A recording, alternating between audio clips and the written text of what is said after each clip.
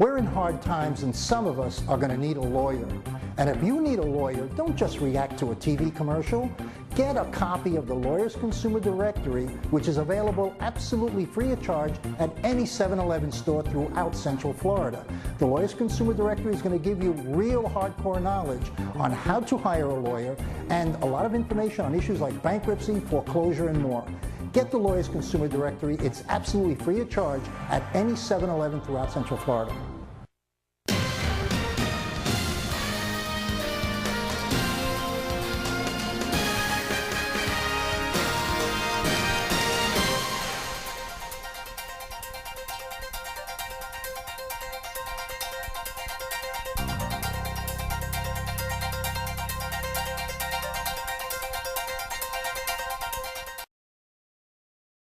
Hi, I'm Danny Ramos, and welcome to this week's edition of Hispanic Speak Out TV, brought to you on Bright House Cable for the past 14 years. We're on Channel 49 every Tuesday night at 9:30, and we're regular, and we'll be here every single Tuesday. So if you want to find out about what's going on in the Hispanic community and politics in general, we're the #1 local political show on the I-4 corridor. I'm here with my co-host, Jose Miranda, and a little bit later on during the show, when Jose and I are done, we're going to have State Representative Victor Manuel Torres, who represents District 48, and he's going to be talking a little bit about some immigration issues. And after him, we're going to have Maribel Gonzalez, who's an attorney here in Central Florida, and she's going to be interviewing people from Planned Parenthood on very important issues on public health. Jose, let's talk a little bit about this immigration thing, okay? Victor is going to explain a bill that he is introducing into the state legislature, right, which I think is rather important. Why don't you give us a lowdown on that and what you think about it? Yeah, well, this is a bill, too, that's inclusive of children that have been brought here at an early age, of people who are right now considered illegal aliens. Is that the proper word, or in other words? But what this bill does is try to enhance their educational experience so they can continue on and get the benefits that any other child coming up in the United States will get. Okay. And so that's the premise of the bill, to educate them. I understand that this bill has been up 3 times already for 3 different years. 3 different years they've tried to get a bill through, right, and they failed every time, and they haven't been able to get a response or any kind of support from the other side of the aisle. Right. Just to be clear on what this bill is supposed to do, and just to be a little bit more personal on it, there are students right now who want to go to college, who have been here since the age of 1. They were brought here by their parents, who might have overstayed their visas, or they might have come here illegally. Okay, they might have crossed the border. But through no fault of their own, because they were children at the time, okay, that they had to come here. Now, these children have a paradox, because what happens is they're children with no country. Because technically, these children, even though they were born here, not born here, but they were here since the age of 1, right, in some cases, they were infants, or the age of 5. Okay, they have absolutely no knowledge of the country of origin, right, that they would be sent back to. Right. They're not part of that culture. They're not part of that language. They're not part of that system. And it's also a fear, also, that they could be sent back to that same environment where they know nothing about. And what we're talking about is people, or young children, boys and girls, young men and women, who want to give back to the community that they've grown to be accustomed to. Okay. So I don't think, that anybody wants to send them back. They've been here all of this time. I mean, there's more critical people to send back. There's criminals that the government can dedicate their time to, and, right, and other people who have violated the law. Here we have kids that are really as Americanized as anybody else. Right. And what they need to do is they need to be part of the system and get an education. So, unfortunately, it's a partisan issue. I mean, we have a segment of the electorate that believes if they give into this or champion this in some way, they open the doors to 13 million other people that see, I think that's the problem. I think that was the problem with a lot of legislation that goes through. Well, part of the DREAM Act is the same thing. They got to, they got to cherry pick it. In other words, I understand that there are areas in a bill like this that has to do with immigration, that there is going to be a divide that will never close, because people will fight it and fight it and fight it. Right. But this one is kind of logical. You know, it's really logical. And not to people on the other side of the aisle. You know what it is? I think there's political fear. Okay. There's a lot of political fear going on. You know, what's the fear? The fear is you're a little more conservative than I am, so you tell me. I'll tell you what the fear is. The fear is if you have an elected official, and he has a sensitivity for this part of a bill or this part of the community, he's afraid he's going to get backlash from the ultra conservatives, from his own party, that they will attack him and not support him for re-election. So the game always comes down to re-election. That's what it comes down to. Haven't we reached a point in time now, in reality, that we have to be more exclusive than not, that this country was built on the backs of immigrants, and that we've had illegal participation all along? I tell you what would help out. What would help out is that most elected officials really don't know. They really don't know the history of immigration in the United States. Right.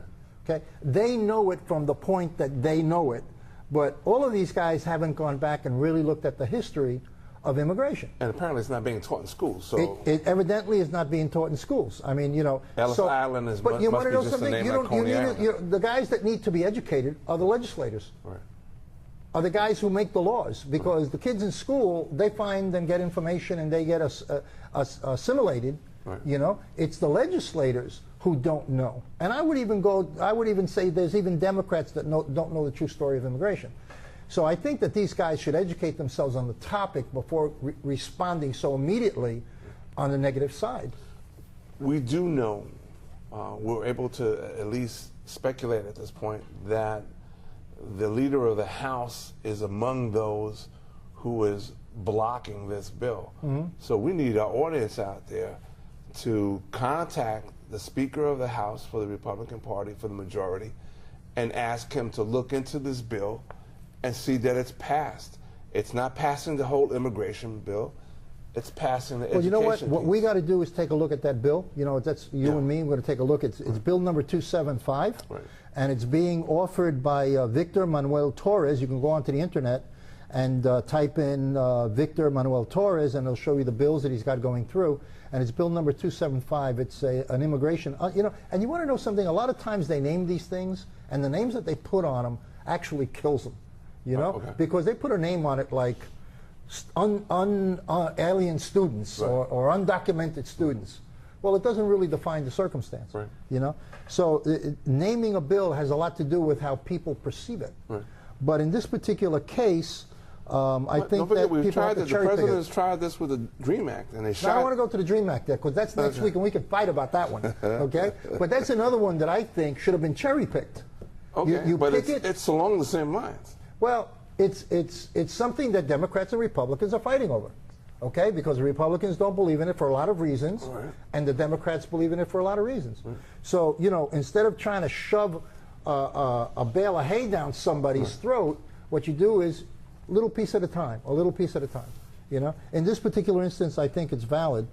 I know people, and I know we've had students here, right, that are in UCF, and they live in fear that they're going to be deported, right, you know, because they were, you know, I had a young lady here who was here since she was 2.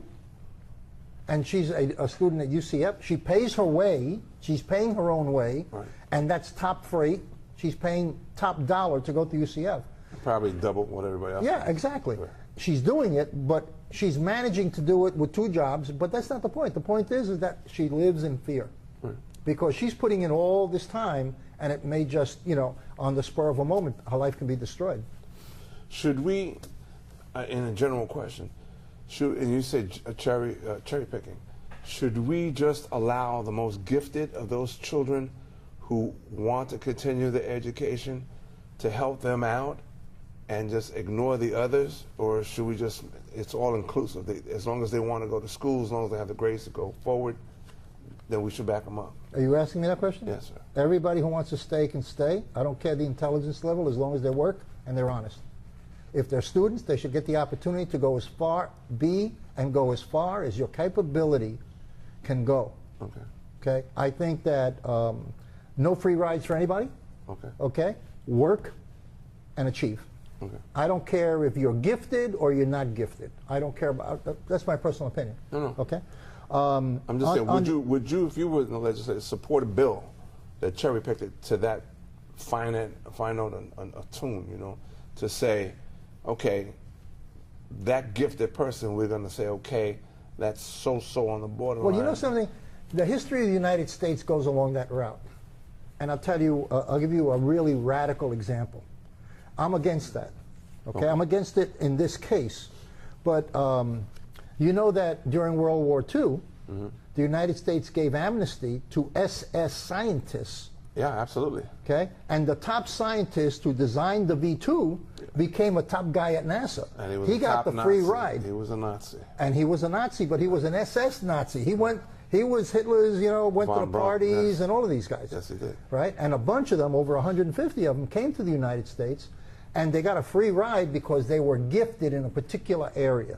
Now, in this particular case, I think it's totally unfair. Now, that's a different case because it's war and rockets and all of that. But in this particular case, you know, people don't realize that when this country is in time of war, it reaches out to a lot of people that it needs in order to survive. Right.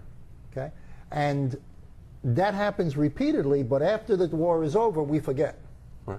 Okay? We forget the relationships, and then we start putting up barriers between the relationships. It changes. And if you go historically down the line, you have to remember, okay, that Florida belonged to the Spanish, and Andrew Jackson invaded Florida. He was discovered by the Indians. Yeah, well, he invaded Florida and knocked off the Hispanic garrison, which was in St. Augustine, on the pretext that he was chasing Indians. Right.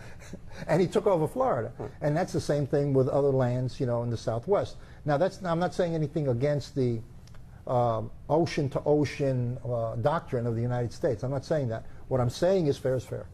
Okay? There are people who came here as a result of the Bracero program in the 50s, because the United States came out of World War II. They needed manual labor, so they just flopped open the borders and said, everybody wants to come to work, come to work. Right. And all those people flooded across the border and went to work on farms and factories, you know, making washing machines and all this stuff that used to be made in the United States is now made in Japan. And the United States opened the door to all of these people, and they stayed. Sure. So they became undocumented. Right. But the United States has been encouraging that behavior for decades, since 1952. So it all started by the government of the United States. Now, I'm not saying they can't plug it. They can plug it. But there is no way you're going to get rid of 12 million people. What are you going to do? You're going to run trucks up and down the streets of Manhattan and start collecting people? We want to plug it because, why? Because they're drawing on our funds? Because a lot of people are lined up to clean toilets? I think that idea doesn't work, because if they do draw funds, they're still contributing. If you give them a work program, don't give them citizenship, give them 7 years of a work program where they can work openly. They'll pay that money back in taxes and then some. Okay? We need more people to put into the Social Security system. Right. Okay? Social Security system is broke. You have to offer them a way to become citizens of this country. Well, that's what they 7 want. years of consistency, you know, no felonies, no, you know, that kind of thing, and then they can apply. You know, I think that some people are saying 10 years, 15 years, I think that's too long. I think 7 is fine. You know, you've been convicted of a felony, you go back no matter what. You know, if you were convicted of a felony in the country of origin, you go back no matter what. But let them come forward, let them get driver's licenses so that they can make a living. I mean, these people don't have driver's licenses. So how, you know, what are they doing? You know, you need, our society is a mobile society. So I think that the first step would be, and we had Nan Rich here, who was running for governor, and she said, there's no reason why they can't have driver's licenses. You know why? Because that way they'll be insured when they drive. Sure. Okay? And everybody needs insurance. There's such common sense here that you can approach this problem, cherry pick it. Start it, driver's licenses, I'm for. Allowing education, but you're using a common sense approach. This is the state of Florida. We have a difficulty with common sense. Well, there's a lot of states that have a lot, you know, I mean, you can talk about Arizona on your side of the aisle, and you can talk about Texas on your side of the aisle. But what's common sense to them is not common sense to you. Yeah. What I'm talking to you about humanity. Okay. That's what I'm talking about. And just try a little bit of flexibility, and allow people to partake in the system so that they can put money into the system. It's what this country is all about.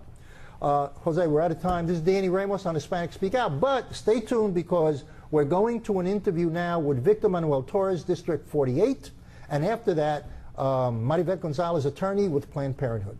Are you proud to be Hispanic? Hispanics in Florida now have the first Hispanic car license plate in the United States. Be a proud Hispanic.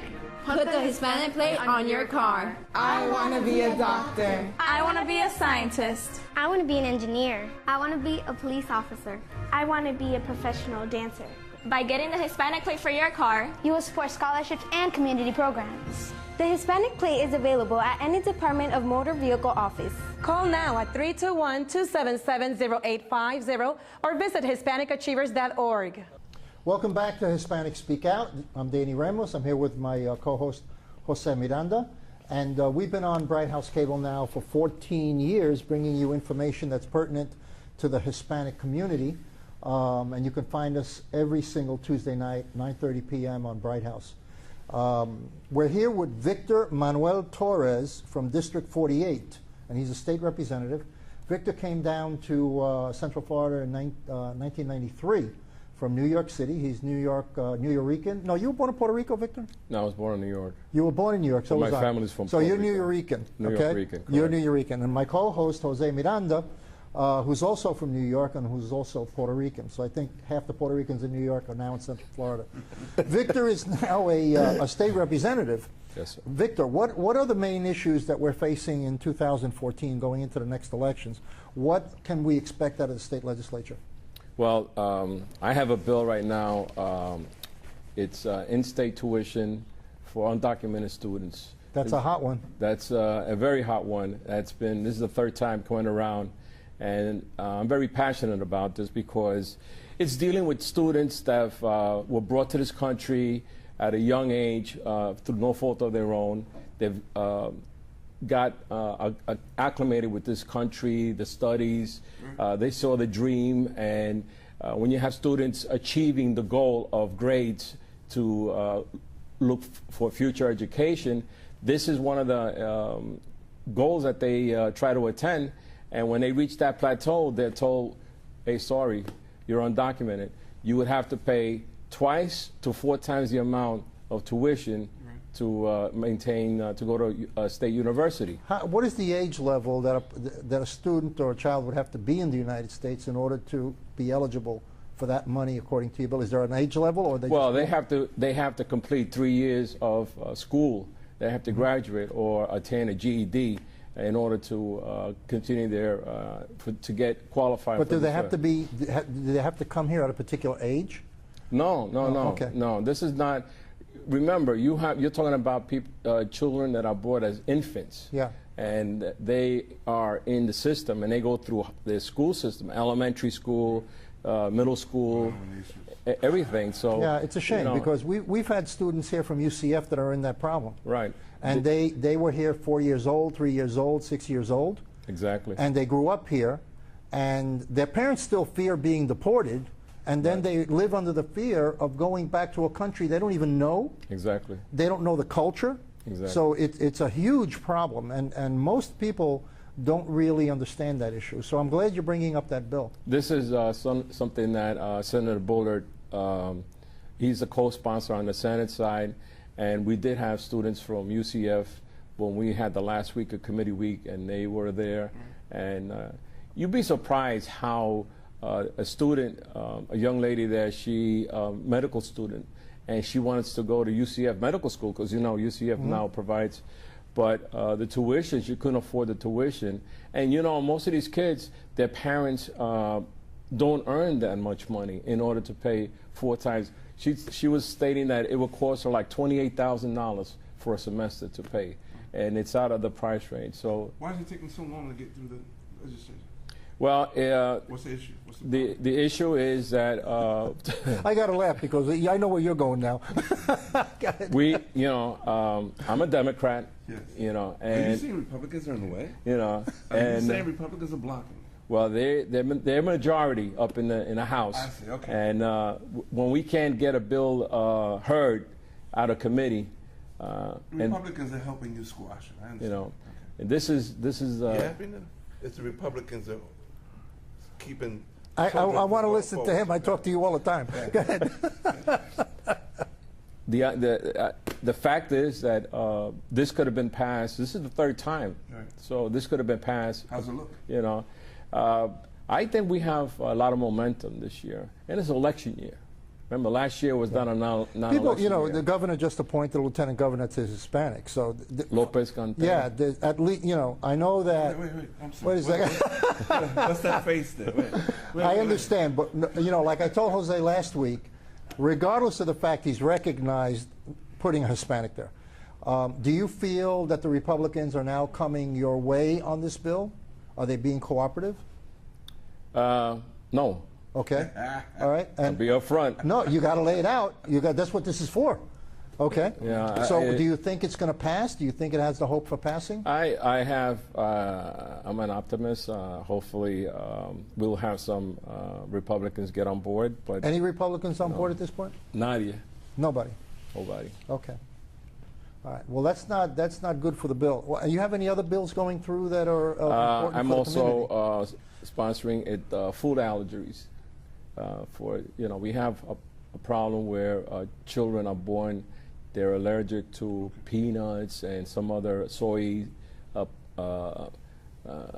products, and parents go to restaurants, and sometimes if you go to Disney will tell you, they'll put it up, if you need special prepared food, they will prepare it for you, for your child. So that's a problem we have, and it's. Well, what is the target of the bill? What is the bill supposed to do? To have the restaurant community who cater to over 50 people. I'm not talking about the Burger King or anything like that. I'm talking about the restaurants that cater for over 50 people, that they will comply and have somebody certified to prepare food for when a person special needs when a person comes to that restaurant. Or they'll state it on their menu and they'll say, if you have ask this, we have somebody that's certified to do this. Okay. And that bill is your bill? That's also with Senator Geraldine Thompson from Orlando as well. Okay. So we're working on. I have another bill that we're waiting for is domestic violence, no contact, and it's prevalent here. But you know what, Victor, we're going to have to invite you back for that really interests me as a chaplain, so I really want to talk to you about that because we have a chaplaincy program for that. We'll be back in a little minute, and you're going to stand by for Planned Parenthood, who has a great message for you. They're here every week. We're in hard times, and some of us are going to need a lawyer. And if you need a lawyer, don't just react to a TV commercial. Get a copy of the Lawyers Consumer Directory, which is available absolutely free of charge at any 7-Eleven store throughout Central Florida. The Lawyers Consumer Directory is going to give you real hardcore knowledge on how to hire a lawyer and a lot of information on issues like bankruptcy, foreclosure, and more. Get the Lawyers Consumer Directory. It's absolutely free of charge at any 7-Eleven throughout Central Florida. Hello, thank you, and welcome for coming back to Hispanic Speak Out TV show. And I'm Mara Gonzalez. I'm an attorney in Central Florida, and today we have Anna with us from Planned Parenthood, and we're going to speak about some women's health issues. And today we're going to talk about the topic of birth control.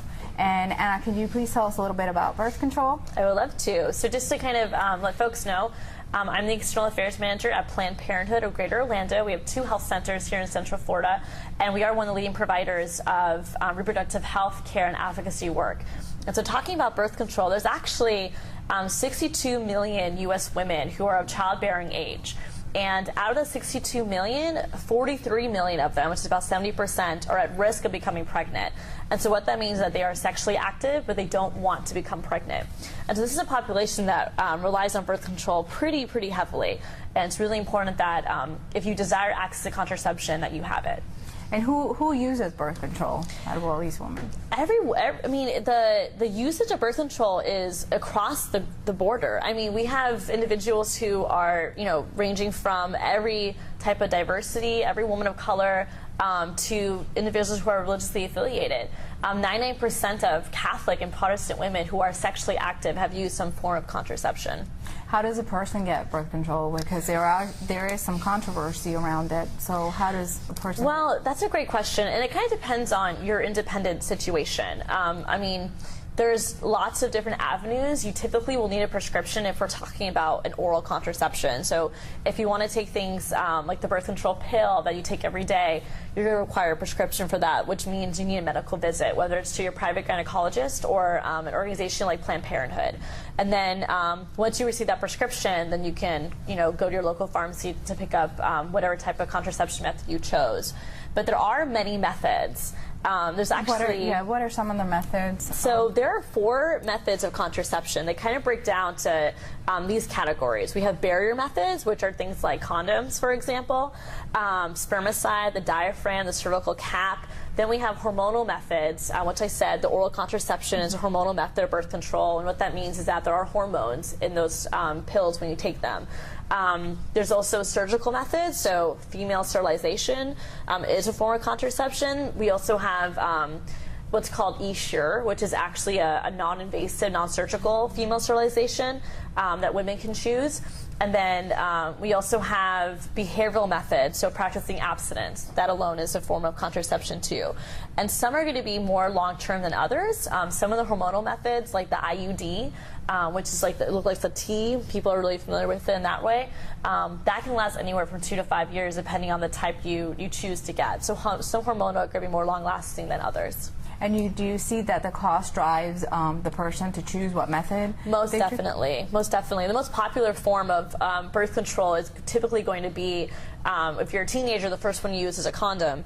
And then if you decide to get a prescription, it's the birth control pill. And those are some of the most cost-effective ways, especially when it comes to oral contraceptions. Even if you don't have insurance, you can get it at Planned Parenthood for about $9 a month. Okay, and then what does the role of Affordable Care Act have on contraception? That is my favorite question. So the Affordable Care Act has played a very large role in opening up reproductive care and preventative care to women, and that includes with contraception. Thanks to the Affordable Care Act, if you have private insurance, you can purchase contraception in most cases without out-of-pocket costs, so without a copay. This only applies to women who have private insurance, so if you have Medicaid, unfortunately, you don't benefit from that provision at all. But for those who have insurance or who are going to be insured soon, you will benefit from that service. Is there a specific ethnicity that you would say uses more birth control than any other? Well, I think when it comes down to ethnicity, the real question is just level of income and access to care. And so organizations like Planned Parenthood is here to make sure that no matter where you come from, what your income level is, you will be able to have access to the reproductive care that you need to stay healthy and safe. Thank you, Anna. That was great information. We will be back next week with another segment.